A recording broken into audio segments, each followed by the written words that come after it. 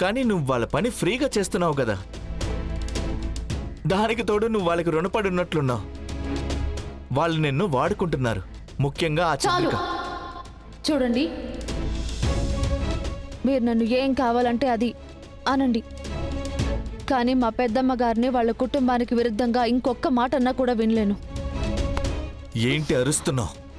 ఈ రోజంటే ఎదురు చెప్పావు, కానీ ఇంకెప్పుడైనా గట్టిగా మాట్లాడావా మీ ఇంట్లో సంబరాలకు బదులు సంతాప సభ ఏర్పాటవుతుంది. ఎలాగో మీ నాన్న ఈ పెళ్లి కోసం దాచిందంతా పెట్టేశారుగా, దానికి తోడు ఆడపిల్ల పెళ్లి ఆగిపోతే మీరు ఎవరికీ ముఖం చూపించుకోలేరు.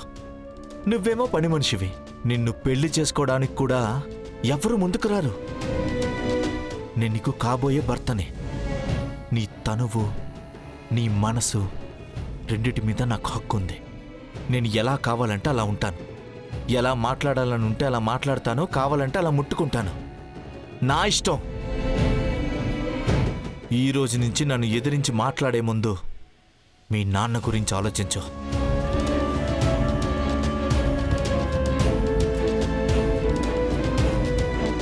వసు,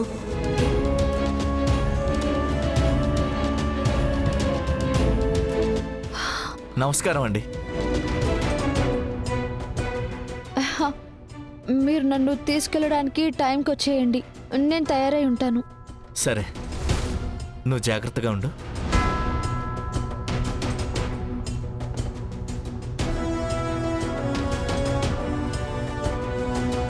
వసు, నువ్వు బానే ఉన్నావా? ఏమంటున్నాడు తను? అతను ఎందుకలా? ఆయన ఏదో ప్రేమగా ఊరికే సరదాగా జోకులు చేస్తున్నారు. వసు, నువ్వు నాతో చెప్పావు కదా నువ్వెప్పుడూ అబద్ధం చెప్పనని, అందుకే నీ మాట నమ్ముతున్నాను. సరే, నేను అంకుల్ని కలవడానికి వచ్చాను. ఆయన ఫోన్ కలవట్లేదు. అది నానేదో పని మీద బయటకు వెళ్ళారు. ఆయన వస్తే ఒకసారి ఇంటికి రమ్మను. మ్.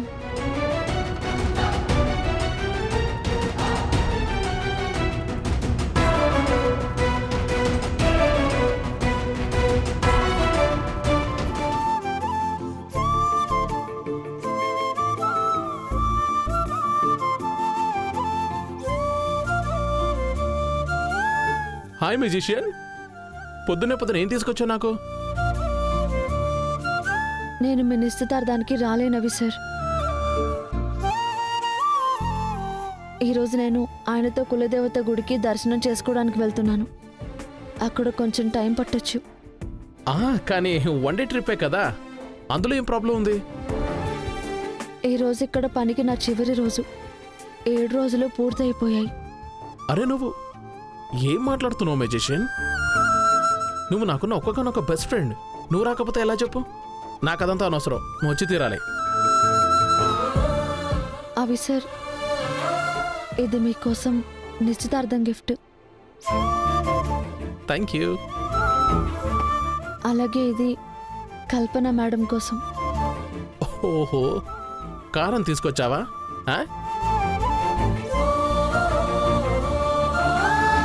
కారం ఎందుకు తీసుకొస్తాను అవి సార్? నా పుండు మీద కారం చల్లడానికి. మ్యూజిషియన్, నువ్వు నిజంగా నాకేమైనా గిఫ్ట్ ఇవ్వాలి అనుకుంటే నా నిశ్చితార్థానికి వచ్చాయి. అదే నాకు అన్నిటికంటే పెద్ద గిఫ్ట్. మ్యూజిషియన్, చూడు, నీకు తెలుసు కదా నాకు ఆ కల్పనని పెళ్లి చేసుకోవడం ఇష్టం లేదు అని. నిశ్చితార్థమే కాదు, అసలు నాకు తనతో ఎలాంటి సంబంధం వద్దు. దానికి తోడు నా బెస్ట్ ఫ్రెండ్ కూడా నిశ్చితార్థానికి రాకపోతే ఎలా చెప్పు? అవి సార్, మీరు ఈ సంబంధం విషయంలో మీ మనసులో నుంచి కానిగీని అన్నీ తీసేయండి. ఎలా తీసేయను? ఏం జరిగినా అంతా మంచి జరుగుతుంది. నాకేమనిపిస్తుందంటే కల్పన మేడం నిజంగానే మిమ్మల్ని ప్రేమించడం మొదలుపెట్టినట్టున్నారు. అందుకే నిండు మనసుతో సంతోషంగా నిశ్చార్థం చేసుకోండి. పెద్దమ్మగారి నిర్ణయం ఎప్పటికీ తప్పవదు. ఆవిడ్ని కళ్ళు మూసుకుని నమ్మొచ్చు. కళ్ళు మూసుకుని నమ్మడం నాకు అస్సలు రాదు. పైగా కల్పన విషయంలో అయితే నేను అస్సలు నమ్మను. అయినా ఏంటి నువ్వు మ్యూజిషియన్? నేను ఇంకా అట్లీస్ట్ నువ్వైనా ఉంటావు అనుకున్నా, నువ్వు కూడా రానంటున్నావు.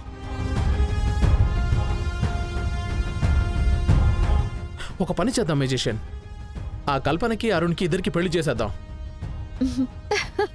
నీకు నాకు ఇద్దరికి బాధ తప్పుతుంది. చూడు ఎలా కిలకిలా నవ్వుతున్నావో.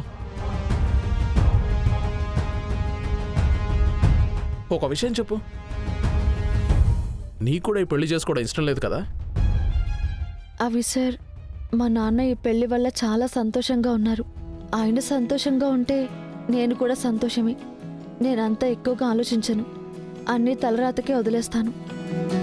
ఎందుకంటే కొన్ని మన చేతుల్లో ఉండవు. మన ఎదురుగా ఉన్నది మనం స్వీకరించి తీరాల్సి వస్తుంది. అందుకే నేను అన్నీ దుర్గా భవానీ మీదే వదిలేశాను. ఇక ఏం చేసినా ఆవిడే చేస్తారు. అంతా మంచిగానే అవుతుంది. సరే, ఇంక నేను వెళ్తాను సార్. అరే ఒకవేళ ఎప్పుడైనా సరదాగా నేను నా హద్దులు దాటి ఏమైనా అనుంటే నన్ను క్షమించండి. అరే ఈ కానుక కల్పన మేడంకి ఇచ్చేయండి.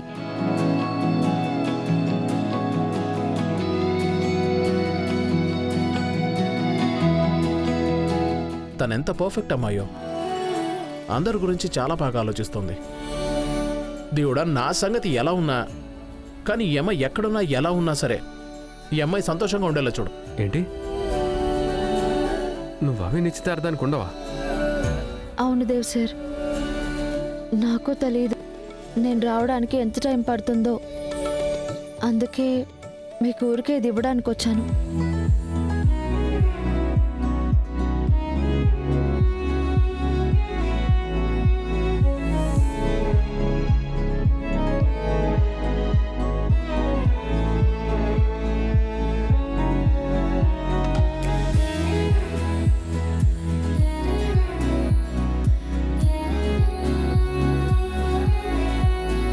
ఈ పువ్వు మొక్క నేను పెద్దమ్మగారి కోసం తోటలో నాటాను. ఈ రోజు నుంచి నా మందారం బాధ్యత మీదే దేవ్ సార్. దేవ్ సార్, ఈరోజు పనికి నాది చివరి రోజు. నాది ఒక కోరిక ఉంది, తీరుస్తారా? చెప్పు, నేను ఈ ప్రతి విషయం నెరవేర్చడానికి ప్రయత్నిస్తాను. అవి సార్, నన్ను ఆయన స్నేహితురాలు అనుకొని ఆయన మనసులోని విషయాలన్నీ నాకు చెప్పేవారు. ఆయన్ని జాగ్రత్తగా చూసుకోండి. అంటే అలా కాదు, మీరు ఆయన్ని చూసుకోరని చెప్పట్లేదు. కానీ ఇప్పుడు మీరు ఆయనకి ఆయన అన్నయ్య, ఇంకా ఆయన స్నేహితుడు, రెండూ అవ్వాల్సి ఉంటుంది. కేవలం అభిసర్నే కాదు, మొత్తం కుటుంబాన్ని.